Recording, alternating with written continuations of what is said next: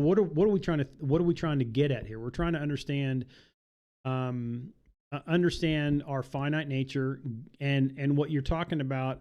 How does God in his infinite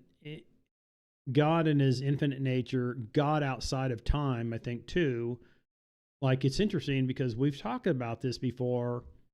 I don't even know if I can grasp it very well, but God sent his son into time and space, right?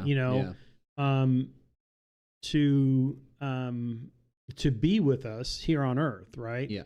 But again, Jesus, knowing what his mission was, he fully understood his mission. Like if you read the Gospels, yeah, and he tells them way ahead of through time what he's doing. Yeah, he's telling them through parables. Even John the Baptist, yeah, the Lamb of God who takes away the sin of the world. He's pointing to him out there, near the Jordan River, right?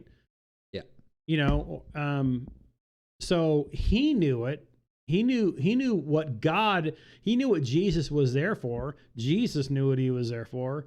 But the apostles, they ebbed and flowed quite a bit. In fact, most of the time I would say that they just thought he was going to have an earthly kingdom here on earth, and they liked they liked the miracles and the power that Jesus had, and they thought that he was going to overthrow the Roman rule here on earth. We've talked about that before, but how do you start understanding there is an eternal thing that he came for, even to the point where the apostles, they finally got to that point, and that was only after Jesus' death and resurrection. They go, wow, I get it. He told us this hundreds of times, and I finally get it. What he came for. What am I trying to get at?